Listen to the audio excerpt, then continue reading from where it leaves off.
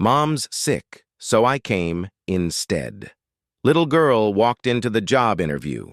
What the Millionaire CEO did next will touch your heart. The morning sun streamed through the floor-to-ceiling windows of the 32nd floor of Harrison Technologies, casting long shadows across the polished marble floors of the executive reception area. David Harrison adjusted his tie and checked his watch as he prepared for what he expected to be a routine series of interviews for a new administrative assistant position. As CEO of one of the country's fastest-growing tech companies, David had conducted hundreds of these interviews, but today felt different somehow, though he couldn't quite explain why. His assistant, Margaret, had scheduled 5 candidates throughout the morning, all with impressive credentials and years of experience. The position wasn't glamorous, but it paid well and offered excellent benefits, making it highly sought after in the current job market. David had learned over the years that the right administrative support could make the difference between a good day and a chaotic one. At exactly 9:15 a.m., 15 minutes before the first scheduled interview, David heard Margaret's voice from the outer office, speaking in the gentle, patient tone she reserved for nervous job candidates. "I'm sorry, sweetheart, but you might be in the wrong place," Margaret was saying. "Are you looking for your parents?" "No, ma'am," came a small, clear voice that immediately caught David's attention. "I'm here for the job interview. My mom was supposed to come, but she's really sick today, so I came instead." David looked up from his desk, curiosity piqued. Through his open office door, he could see Margaret kneeling down to speak with someone, though his view was blocked by the reception desk. "Honey, what's your name?" Margaret asked gently. "Emma Chen," the voice replied. "My mom is Sarah Chen. She was scheduled to interview at 9:30 for the administrative assistant job." David felt a jolt of recognition. Sarah Chen's resume had impressed him. Single mother, excellent references, and exactly the kind of steady, reliable experience he was looking for. But now, instead of Sarah, her daughter had apparently arrived in her place. David stood and walked to his office doorway, where he got his first look at Emma Chen. She was perhaps 8 years old, with dark hair neatly braided and wearing what was clearly her best dress, a navy blue outfit that looked like it had been carefully pressed that morning. She carried a small backpack and held a manila folder in her hands with the serious expression of someone on an important mission. "Emma," Margaret was saying, "sweetheart, your mom needs to come herself for the job interview. That's how these things work." Emma's face fell slightly, but her voice remained determined. "But she can't come. She has pneumonia and a really high fever. The doctor said she needs to stay in bed for at least 3 days. But we really need this job. And I know all about my mom's work experience because I helped her practice her interview answers." David found himself walking closer, drawn by the child's earnest determination and the responsible way she spoke about her mother's situation. "Emma," David said gently, causing both Emma and Margaret to look up at him. "I'm Mr. Harrison. This is my company. Can you tell me what happened with your mom?" Emma straightened her shoulders and looked directly at David, with remarkable composure for someone her age. "My mom got sick 3 days ago, but she kept saying she was fine because she didn't want to miss this interview. She's been out of work for 2 months and we really need the job.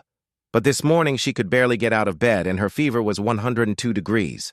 David knelt down to Emma's eye level, impressed by her articulate explanation and obvious concern for her mother.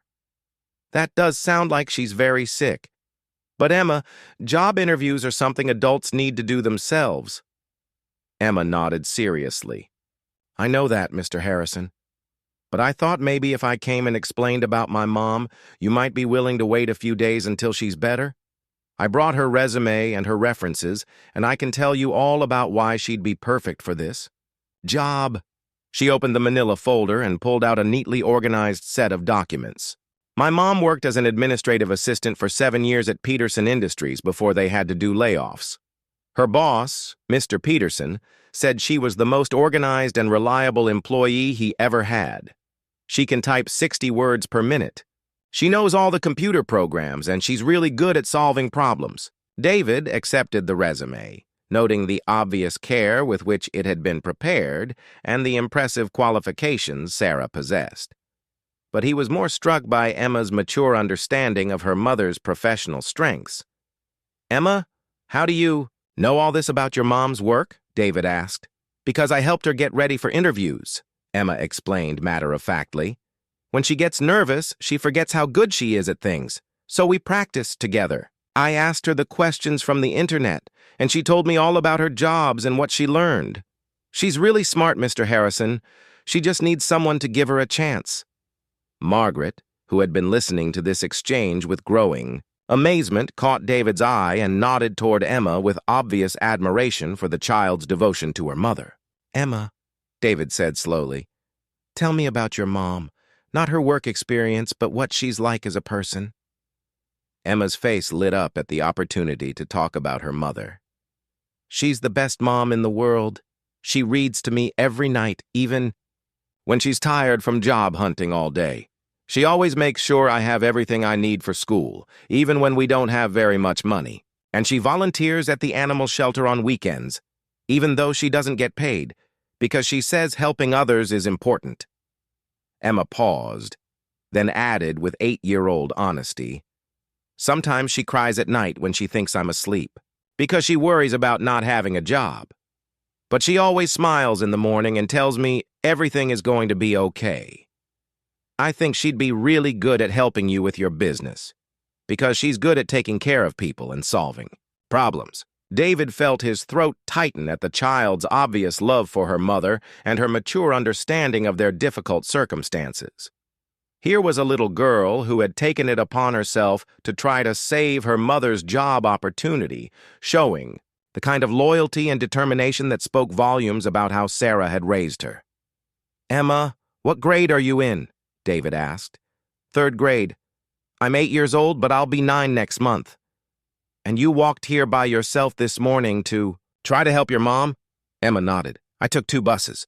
Mom taught me how to use the bus system when she was job hunting, so I could come with her to interviews and wait in lobbies. I saved my allowance money for the bus fare." David stood up, his mind racing. In all his years of conducting interviews, he had never encountered anything like this. A child so devoted to her parent that she would attempt to represent her in a professional setting. "Margaret," David said, "please cancel my other interviews for this morning. Emma, I need you to call your mom and tell her I'm coming to see her." Emma's eyes widened with concern. "She's not in trouble, is she? I know I probably shouldn't have come instead of her, but I was just trying to help." "She's not in trouble at all," David assured her. "But I think this conversation needs to continue with your mom present. Can you give me your address?" An hour later, David knocked on the door of a modest apartment in a working-class neighborhood across town. Emma opened the door, having beaten him there by taking a direct bus route she knew well. "Mom," Emma called over her shoulder, "the nice man from the job interview is here." Sarah Chen appeared in the doorway, wrapped in a bathrobe and clearly fighting the effects of her illness. Her face was flushed with fever, but her eyes showed immediate embarrassment and concern. "Mr. Harrison," she began, her voice hoarse, "I am so sorry about Emma. I told her she couldn't go, but she must have left while I was sleeping.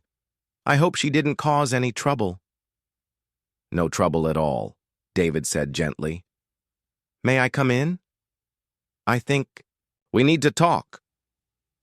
As they sat in the small but spotlessly clean living room, David explained how Emma had presented herself at his office, advocating for her mother with remarkable maturity and obvious love.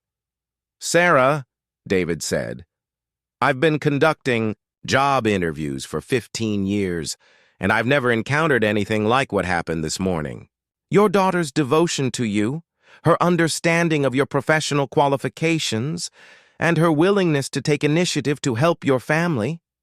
These things tell me more about your character than any traditional interview could." Sarah looked confused and still worried. "I don't understand." "What I understand," David continued, is that you've raised a remarkable child who loves you enough to ride 2 buses across town to try to save your job opportunity. That tells me you're exactly the kind of person I want working at my company." Emma, who had been sitting quietly beside her mother, suddenly looked up with hope. "Does that mean Mom gets the job?" David smiled at the child who had started his day with such an unexpected surprise.